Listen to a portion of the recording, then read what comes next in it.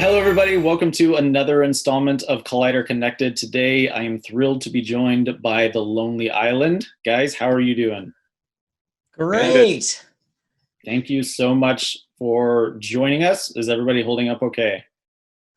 Yep, I got my mask ready just in case, but hopefully we won't have to use it in this interview. That would be unprecedented. No, we're good. We're all in different places, but we're good. We're good. Relatively speaking, we're good. We have no complaints compared to people who have real complaints right now. Very much so. Well, we're going to be talking a little bit about your guys' career today and also about Palm Springs, this incredible movie that you guys produced that Andy stars in. That's coming on Hulu on July 10th. But to start off, I know that you guys have been friends forever, and I was just kind of curious if you can remember what your first impressions of each other were when you first met. I want to know what Akiva's impression was of me because I remember him very distinctly because it was in 7th grade. We all went to Willard Junior High School in Berkeley. I'm 6 blocks from there right now at my mom's house.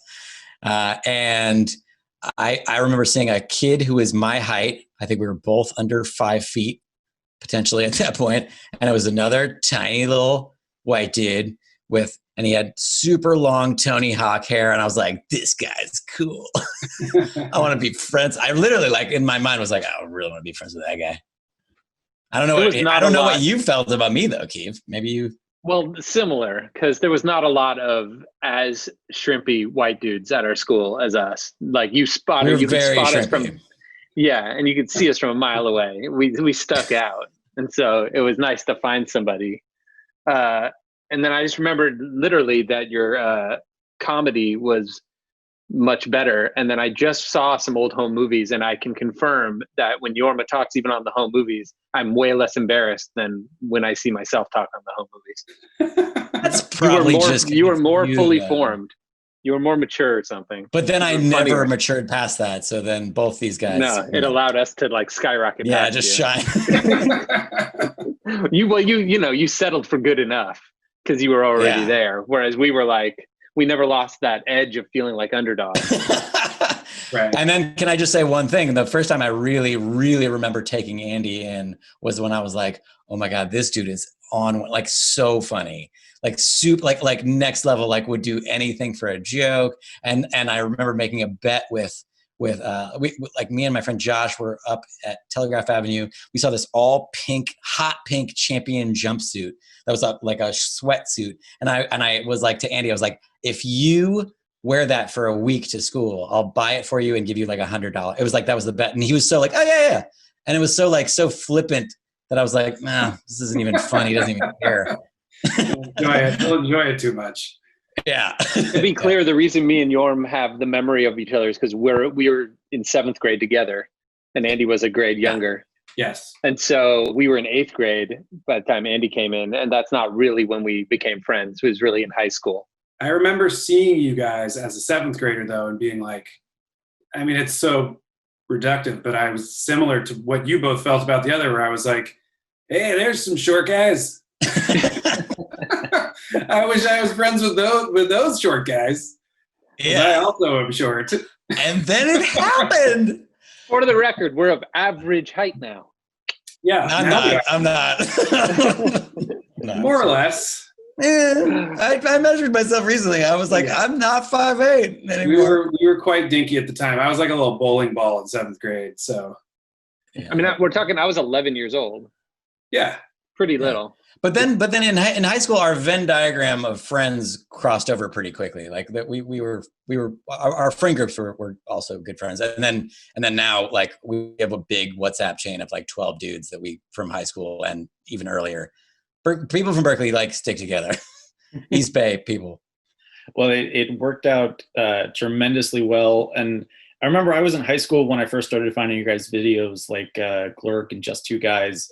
And even from then, even looking at them now, I think what really stands out is you guys had a kind of an innate understanding of cinema, how to use the camera to make a joke and how to shoot it in a way and use editing in a way that made it funny. And I was just curious if did you guys grow up loving film? Is that something you were passionate about, as you started moving into it? That's very nice of you to say, first off. I would say that was mostly your eye though, Key. I mean, like we all loved cinema, obviously, and there wasn't as much opportunity to make stuff because we didn't have as good cameras back in the day as you do now. But I certainly learned a lot from watching you, Keeve, in particular, of wanting to Jorm. Speak a cinematic language. It's true. All of our earliest trademarks were very much Akiva's directorial perspective, I would say. We all had the same reference points and touchstones of things we loved and what we wanted to be making, and he was the one that just like got down to it and self-taught himself all the programs enough that he was controlling it in a way where he was like, the thing we said the most often as we were beginning to make stuff, and it all started with Keeve, was like, yeah, and if I do this, it won't be embarrassing. I'll make this edit here so it's not embarrassing. And, we'll get an extra light and put it over here, and that way the shot won't look embarrassing. Everything was born of just like not wanting to be embarrassed by what we were making. That mantra stands today. Yeah. At least a lot of tight edits and stuff that we feel hold up a little better over time because they don't waste the viewer's time. That's always but Keeve was always willing to do more of the research, though. Like I remember distinctly, like many times where he'd be freeze framing a music video and being like, "Now they're doing it actually goes in, and there's a flash of white at the same time." Like you would just Google that now and figure out, and there'd be like 100 YouTube tutorials. But back then there was nothing. Yeah. And so I really would sometimes try to figure out what a music video was doing, and then we would try to recreate it ourselves in like Final Cut 1. Like our shitty camera version. Yeah. Literally the first Final Cut edition that came out, and you could kind of make our poor man's version of an effect that way. But yeah, I mean, that's a long way of saying like we all loved the same comedy and grew up watching the same shit, and we're like, let's do that if we can. I mean, it really stood out, and it made a mark. Obviously on me, but a ton of people. And then obviously you guys landed SNL, partially from that. And I was curious, once you guys started working at SNL, what was your first year there like? Easy. I'm just kidding. Cinchy. Nerve-wracking? It was kind of overwhelming in an exciting way, I would say. Like I really do almost get a little bit of nervousness you just bringing it up, because I was trying to put my brain back in that space, and I was like, oh right, like I probably didn't take many deep breaths for an entire year. We were just constantly like I definitely broke out in rashes and started getting like stray gray hairs within the first 3 months of working there. Wow, I didn't know that. That's pretty intense. Me and Keeve, I remember maybe second year, we went down to the NBC doctor and we were like, hey, can you give us something for anxiety? And she was like, the same thing? You guys have the same thing? And we were like, yeah. Please give us some Klonopin. When you try to trick a doctor into giving you Xanax, usually the first step isn't to go with a buddy and try to get it at the same time. Yeah. She could tell like, oh yeah, these guys have the same thing. But we were like, yeah, we have the same problem. So we figured we'd show up together. It's legitimate. Yeah, we don't have any time. Anyone who works at SNL could do that. But we were there together, which made it way, way easier than it is for most people. We were able to write together and then very quickly to start shooting things together, which was something really that had not been afforded to anyone. And it worked because these guys made something. They made Bing Bong Brothers and showed it, and the producers were like, make more of these, but put cast in it so we can put it on the show.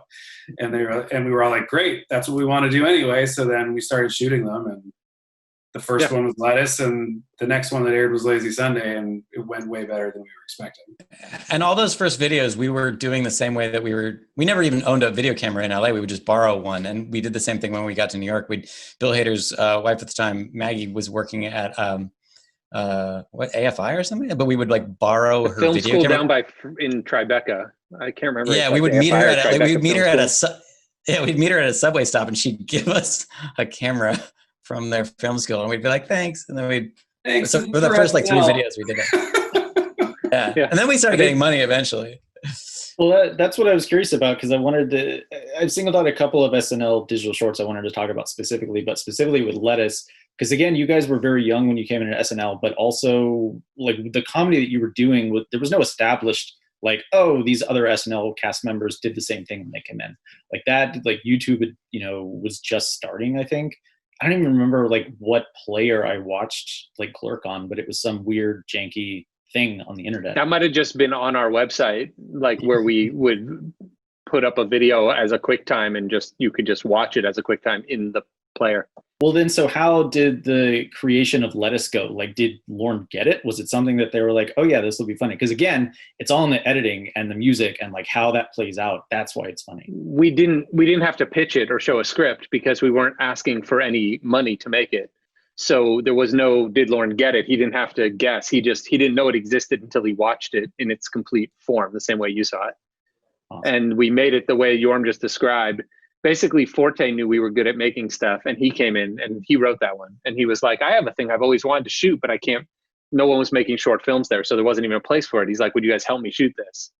And so we did get that camera from Maggie, bought 2 heads of lettuce, maybe 3, and I think 2 mini DV tapes, and that was the cost of the entire project. And Jorm held the boom, and I held the camera, and these guys sat on the front steps of me and Andy's apartment. And that was the entire crew. It was just the 4 of us. And then I edited it on the like iMac that they give you to write on, like in your SNL office. We installed Final Cut and edited the whole thing. There's a man walking behind you. That's Kevin. Hi, Kevin.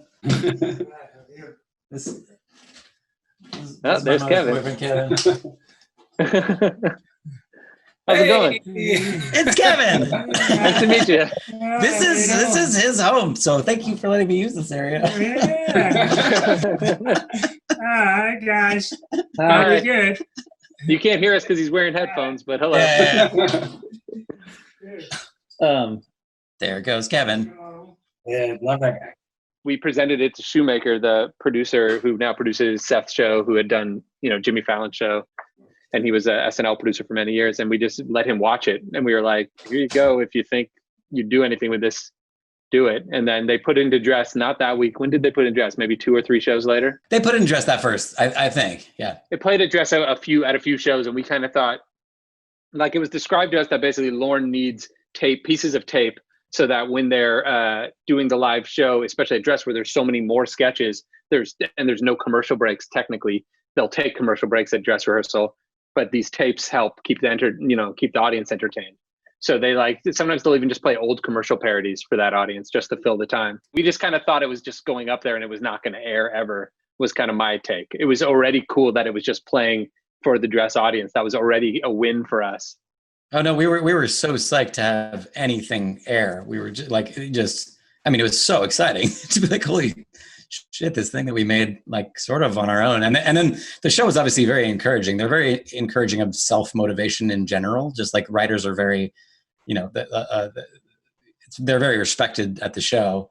And but the show is also moving so fast that like anybody who's self-motivated and bringing something to them that they think is good, it was like, obviously a win for them. We would definitely like do things later where if we made a video that was under the amount of time though that they needed for the piece of tape, it was like, thanks. I mean, it's great, but could have made it longer. Yeah. Yeah. We can't change over a set, so we'll put this at 5-1. Yeah. Yeah.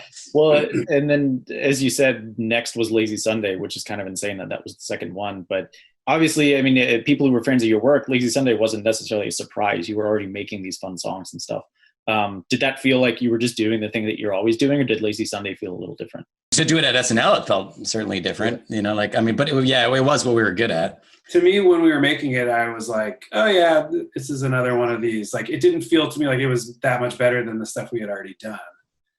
But I think naively, I didn't understand that the platform would change it so much, It was shocking to see it air, like to actually watch it go out into the universe and be like, oh. And having Cornell also is a huge difference. Like, yeah, he has his own like gravity, and you recognize him so much from the show at that moment. Like, there was sort of a like having him be in it was sort of like the melding of us with the show. We had only been there for 2.5 months or 2 months. Yeah. And so just the idea that we could still that we would write something and any of the current cast members would be in it was still amazing to us. Yeah, I think it was Vulture put together a couple of years ago this bracket that Seth Meyers seeded of all of the SNL digital shorts. Yeah. Mother Lover was the winner. I was curious if you guys thought that was correct, if you guys had thoughts on that bracket and how it played out. I'd say it's correct pound for jokes, but we all voted in the last round for the three of us each voted for I Ran So Far, with which was. Did I vote for I Ran So Far? I really like. I know I did, and I think Keeve did. I can't remember. But pound for pound, Mother Lover's a pretty funny short. Mother Lover also is just a bop, if I may say so. Yeah. Like it comes on and you're just like, please. Yep. It was the second one, so we all knew what the first one had done. So Timberlake was part of it from, inception, and musically you can feel that that happening. Obviously, while you're young to SNL, going through this stress, figuring out the digital shorts, then you get offered a movie, which is Hot Rod, and you go and make this movie. I love Hot Rod. It has a ton of fans now. What was that experience like for you guys? Like, you had made these short form videos, but now you're working on a narrative feature film that has an existing script that you're trying to make work with your sense of humor. Just what was that experience like for you guys? That was always our goal. Like when we met outside of this house that I'm in right now and decided after college, so we all ended up graduating at the same time because me and Keith took years off, but we decided to move to LA to make like TV and movies together. Was the pipe dream that, like, of course that's never going to happen. So the moment to actually, we took a picture when we were told that we were making this movie together outside of Paramount, like, we did, oh my God. So just for the pure joy of like being able to, as friends who've known each other for so long, to call your shot like that and get to do it was shocking. Just as an initial. Just like the first year of SNL, it was super fun, super exciting, kind of full of moments. Just like every time you get off the elevator at SNL and you just are passing the photos of old cast and you can't believe you're in the hallway where they were.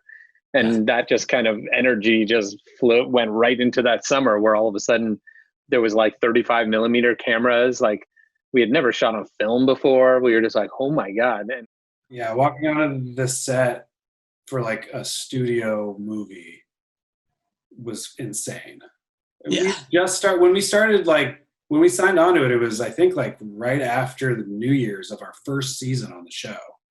Yeah. Which is like, it doesn't happen like that. We did not have a normal time at SNL. I remember talking to a friend who was taking over Update at the time, and he was like, I've never actually had a real conversation with Lauren, and I've been here for 10 years. And we after Lazy Sunday and then we were being asked to make the shorts every week very quickly, like it sort of became that. But to get a movie and then have the experience with Lauren our first summer, where he's a very different person. Like, Summer Lauren is like, he wears salmon colored polos and we go out to dinner. I mean, it was a very different than just the experience of the anxiety of working on the show. I mean, it's still anxiety ridden. It's still your boss, yeah, but it's a more relaxed boss in the summer. We were just very, very lucky to like be able to have the experience that we did at the show, even though it was still nerve wracking and we were on Klonopin. But it was fun as fuck making Hot Rod. Like, Bill was there, McBride was there, Isla, like Arnett came through. Like, it was a fun. Yeah, nobody group. has kids. Yeah, writing it was fun. We were in Vancouver. Everyone's just staying in houses and hotels. Yeah, we were. I mean, I was 26, 27. I mean, that's the dream of just getting to go have fun. Yeah, it was incredible, and I also like. Obviously now we have different perspective on it. Like, we knew it was cool, but we were also so caught up in the momentum of like, we're at SNL and we're working, you don't have time to process like how crazy and amazing it is. So there's these moments where you're like, holy shit, we're doing it. Okay, back to work. And like, now looking back, it's like what Jorm's saying, where you're like, fuck, that was very not normal and incredible that happened for us. That we got to truly make a big movie like that. It felt, all the things you just said, it felt like all of that, but we didn't realize how unusual it was while it was happening to us. It felt more like, yeah, we're here and now we got something on the air. So now we're doing this and now we were kind of just we were in the tunnel of doing it. And in hindsight, it becomes more unique when we look back. It's such just like an amazingly strange movie. I mean, it has a fairly simple premise of like a guy wants to save his dying father, but he wants to save his dying father so he can beat his ass. And then you just cut to just like rolling down a hill for forever and ever, and like just montages of just every stunt going wrong. It feels like, again, you guys were young and in your 20s, but it feels like this studio movie, but it's also got your sense of humor kind of like pushing through it everywhere, that really makes it stand the test of time, I think, better than a number of other studio comedies that were made around the time. Yeah, but I mean, credit where credit's due. Like Pam Brady's original script, all the bones of that bizarreness are in there. Like that is the original plot, is that he can beat his stepfather's ass. Like it's such a crazy script. So to be allowed to rewrite and put our stamp on it so significantly and make it even weirder was certainly surprising. Even like, as Akiva was saying, like in retrospect, I'm like, wow, why did they let us do that? Well, they like, didn't let us do everything. No, they didn't. It was going to be weirder. It was definitely going to be weirder. I think they were thinking it was like going to be more like Dodgeball, which we like, but was not what we were making. And we were thinking it was going to be more like Wet Hot or Strangers with Candy or, Billy Madison or something. I remember there was a joke that we were starting to write where Rod comes into the house, opens a refrigerator and says, "Hey, Mom, check this out," and takes out a Sunny Delight and does a flip with the bottle and catches it. And she's like, "Oh, cool. Check this out." And then she just does a backflip. And you're like, this movie's getting fucking weird. You guys work on other things and other films that are great, but then together you guys make Popstar, which is, I think, one of the best comedies of the century. It's just, and I think it's one of the best things you guys have ever done. It's kind of this magnum opus, this perfect marriage of your music with your comedy, and just kind of like done perfectly well. But I think you look at that movie, and if I start thinking about it, it seems like an incredibly hard thing to do, because you were making an album at the same time as making a movie, same time as shooting a ton of footage because it's mockumentary format. What was that experience like for you guys making that film? I appreciate you noticing that that's a lot of work. It's a very nice thing you just said. Very specific. It's so beyond nice. Yeah, it was a lot of work. It was definitely like the movie we wanted to make. We'd been talking about some version of it for a while. And then Keith had a general meeting with Judd, and that sort of an idea came up, and Judd was like, "Well, if you guys want to make that, I'll produce it." And it was just like, fuck, well, now we have to. Well, to be fair, a year earlier, Judd had curated Vanity Fair's comedy issue, where he had like been the guest editor of the entire issue, and it was like Seinfeld and Carl Reiner and Mel Brooks and Wig and Chris Rock and all these people, and they'd called us so we could do a page on us, which was really nice. And in the blurb of that page, the description was like, "These guys are funny," and it was just a very nice little paragraph describing us. And then it said, "If they ever wanted to make a movie, my office line is," and it printed the actual Judd Apatow office line, the real phone number in Vanity Fair that anybody could call, and someone would pick up right now and go, "Apatow Productions." And it was in the magazine. That's what you call being a good producer. So that had been, percolating in our heads for a year. I mean, whoever's working the desk at his office is like, "No!" I wonder if did they get any calls? I bet you people thought it was a fake number. He put the real office line. Someone. Yeah, definitely. Yeah. That movie is so beloved now. Like, I know so many people that love that movie. And, obviously it did not do great at the box office. What? We don't check numbers, so this is the first we're hearing about it. Judd told us it went great. Just submit the sequel script, and you're still waiting to find out what's going on. I think my joke at the time when we were editing it was, "You guys, this movie is going to make $1 million."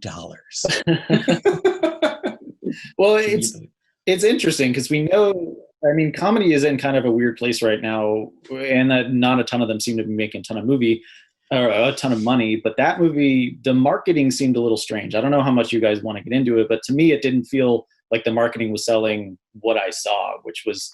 I want you to talk more about it as an outside person. Yeah. Yeah. Tell us about your experience. Yeah, like how would you have done it? I want to know what your experience of seeing the marketing was first before you get an idea. What I saw or lack of marketing. A Justin Bieber parody, which is what a bunch of people thought it was, and they were like, "Screw that! that's stupid. And then what I saw was like kind of a semi-autobiographical Lonely Island film. Not, I mean, obviously Connor for Real is an exaggerated character, but about these friendships and these guys that, love making music together, making art together, and the struggles they have through getting famous. And then also there's, Will Forte playing bagpipes and stuff like that. Yeah, you kind of nailed it there, I would say. Yeah, the studio is very supportive. I'm not trying to talk bad, but the marketing department really wanted to lean into the Bieber aspect of it, and we did not at any point feel like what we were making was a Bieber movie. It's a movie that has like 10 jokes a minute, and 3 out of however many jokes you would calculate that of the, let's say there's 500 jokes in the movie, 3 are directly pulled from him. You could probably find way more about other artists, but they put all 3 in every piece of marketing that there was. Like even the 30-second ad had those 3 jokes. And they chose the one outfit he wore that was similar, the white outfit, which is the Never Say Never outfit. It's also the Never Say Never paired with Never Stop, Never Stopping that made it seem like that's what you were doing. Which is a very funny title, and we agreed to it, but that's the only piece of writing in the whole movie that's not ours, I will say. Yeah. The working title of the movie for us was Connor for Real the whole time. Yeah, we always thought it was going to be that. It was not necessarily our preference for it to be so Bieber driven, and we really had no specific bone to pick with Bieber. We were really more interested in making something that was commenting on the pop machine and the music machine in general, and making crazy set pieces within that. Yeah. Well, and if anything, it's really sympathetic to the experience of a young person being put through that machine. It's a very sweet film, I think. Even yeah, thanks. In addition to all the ridiculous jokes that are crazy. Yes, I mean, there's definitely moments of like, in this case, Connor like is surrounded by people who won't fucking tell him the truth. Which is like, that's like some old royalty shit where you're like, people might not like your ideas or you even, and you're not allowed to ever learn and know that, and you can't grow because of that. That's sad and scary. Well, I love that movie so much. I'm glad that people have found it, but I wish, I wish it could get kind of like a big re-release on HBO Max or something like that. Some kind of. Why do you bring that up? Well, they're listening right now, so in your court, guys. I just read that Popstar was on HBO Max, and then I told Keith that, and he looked it up, and it turned out it was not our Popstar. It was the Aaron Carter one. But for anybody interested in seeing Popstar, not Popstar Never Stop, Never Stopping. Popstar. But it's just now on HBO Max as of today. The real one is on HBO Max right now. Yeah, the original, not the sequel. The one with Aaron Carter. The real one. That's fair. Absolutely fair. The first one. Ours was a reboot. We rebooted that one. Do you guys have any desire to do a sequel to that or revisit that or that character if someone ever said, hey, yeah, we'll do it? I'm speaking for myself. Like I feel like for us, one, there's heartbreak involved in the films that we've made, that you put a lot of energy into them, and then when they don't do financially well, sadly, that's the only metric that you have for success at the time. But it's I think we're always wanting to push ourselves to do something else and different. So for me personally, I think that we'd probably want to just do something new. Right. So how's the MacGruber series coming? Very good point. Here's the thing with MacGruber. somehow the joke of even just doing it is funny to me. I'm like, why is this happening? But yeah, it's going great, Andy. Thanks for asking. My pleasure. I sincerely hope you guys make another film again. But over the last few years, you've been doing some really great work as producers. Brigsby Bear is a film that I loved. Comedy, stuff on television. I think You Should Leave is absolutely deranged and wonderful and incredible. Pen 15, and now obviously Palm Springs. How did you guys first get involved in Palm Springs? The script was sent to me asking if I wanted to be in it, and if so, if we wanted to come on as producers. And I read it pretty quickly and said yes. And our head of production, Becky Sloviter, at the time read it and really liked it too. And we brought in Max and Andy Ciara, who wrote it, and Max, who went on to direct. brought them in and talked it through. And I told them sort of a few thoughts I had, and they were like, that sounds great. And that was it. We just started working on it. Keith was around a lot at that time, and we were helping them sort of with a rewrite. And then once we were happy with that, we took it out and pitched it and got a financier and made it. How do you guys find the experience of producing? Because this is, I mean, the projects you guys have chosen seem very special. I mean, there are some people who put their names on a bunch of stuff, and I'm sure they're busy and they're involved, certain degrees. But especially Briggs Bear and this film, I think are both just wholly unique. And with Palm Springs, it's a romantic comedy, but I just really love that Kristen Miliotti's character is fallible and complicated and goofy, and is allowed to. It's not a tale of like a lovable goofball and the woman that makes him straighten his life out. Everyone is messed up.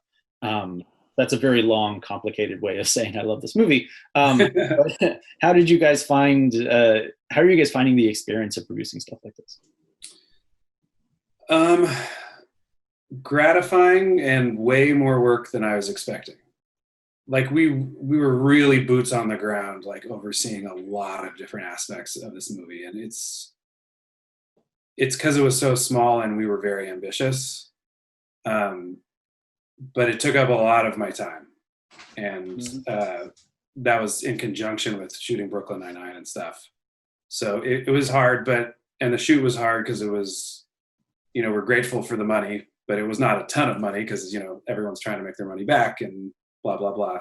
The metrics are outside of my purview, but like, it just was like back to basics, roll up your sleeves, like everyone's eating shit on the schedule.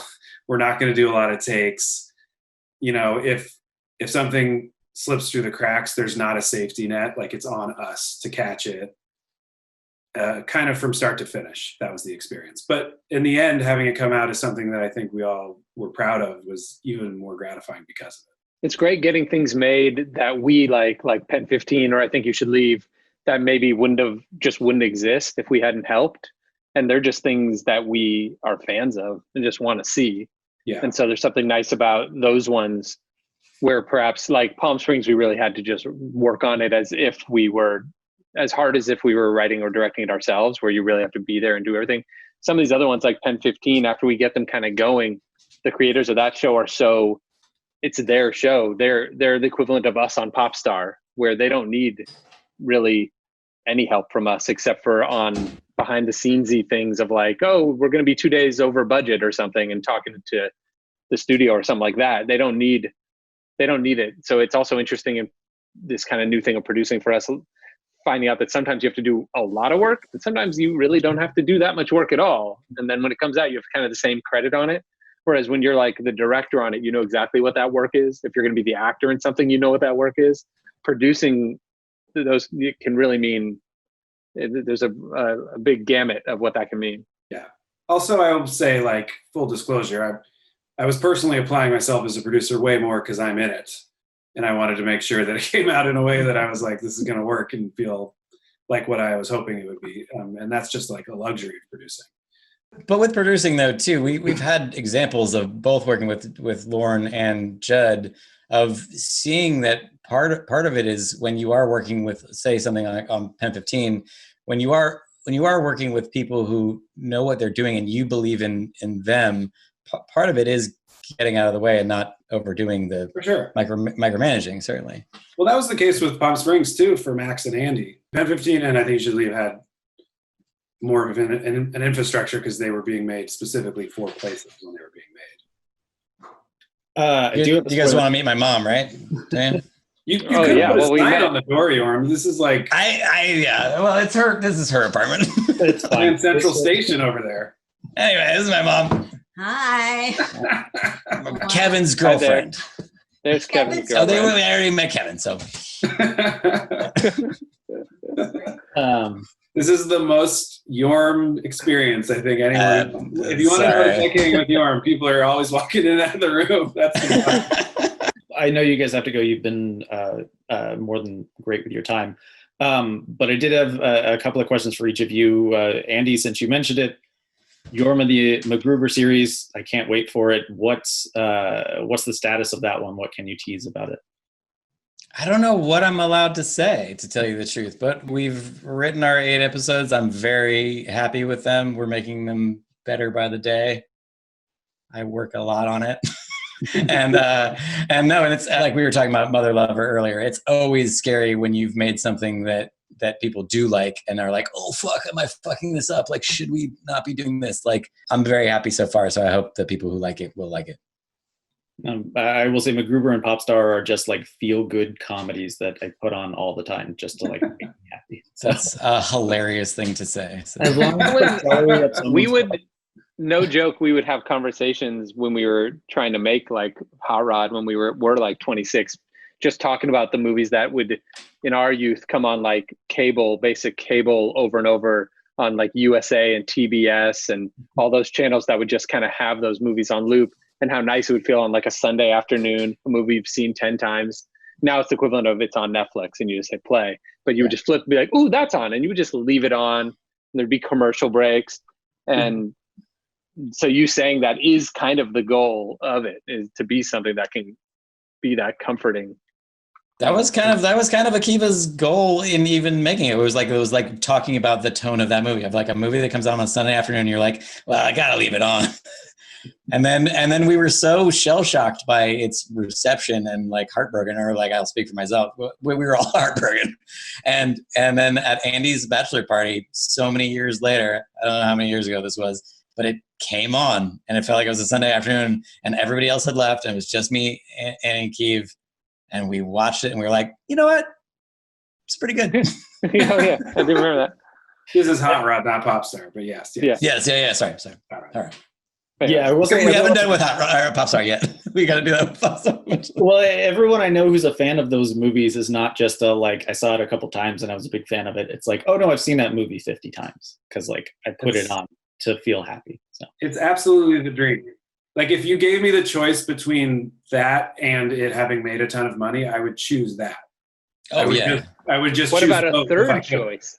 Yeah, that's the one I choose. No, there's no third. No, Akiva, there's no third choice. There's no choice. Okay, that's fair.